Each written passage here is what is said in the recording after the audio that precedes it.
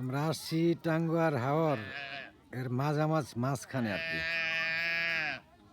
এখানে একটা KG school আছে, ওই বাচ্চাদের পিকনিকে আসছে ওরা, তো আমার ধরছে যে আপনারা যাইতে হবে, পরে আমি আসলাম।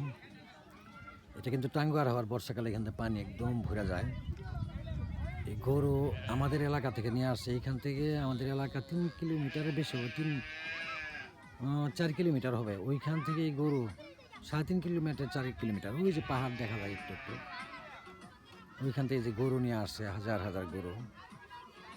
এই দেখেন হিজল হিজল বাগান, এটা আর কি টাঙ্গাইলের মাঝখানে। আর এই যে বাচ্চারা অটো দিয়ে আসা হয়েছে, অটো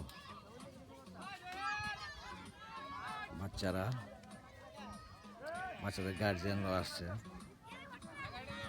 এটা কিভাবে দেখা যাইতেছে জানি না, দেন ঘাস, কত সুন্দর ঘাস, গরু নিয়ে আসে এখানে। এখানে তার কোনো নাই, ক্ষেত খোলা নাই যে গরু ছেড়ে দিয়ে পারা যাবে না, যে গরু ছেড়ে দেয়, গরুর মতো গরু খায়, হাজার হাজার গরু, এলাকার গরু।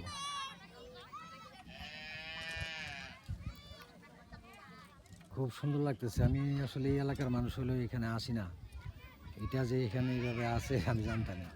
এই যে মহিলারা প্রায় 3.5 কিলোমিটার 3 কিলোমিটার বা 4 কিলোমিটার হাইটে আসছে, এত গরু নিয়ে আসছে, গরুর গোবর টুকায়, লাকড়ি বানায়।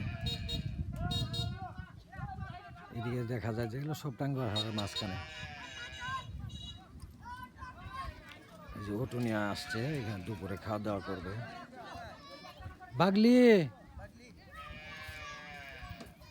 তোমাদের বাড়ি কোন গ্রামে? ও, ইন্দ্রপট্টিকা, কাছাকাছি। এরা গরু নিয়ে আসছে, আরেকটু ভিডিও করব আমি, দিব ইনশাল্লাহ আজকে। বাচ্চারা গার্জেনরা আসছে, ওইখানেও করবো।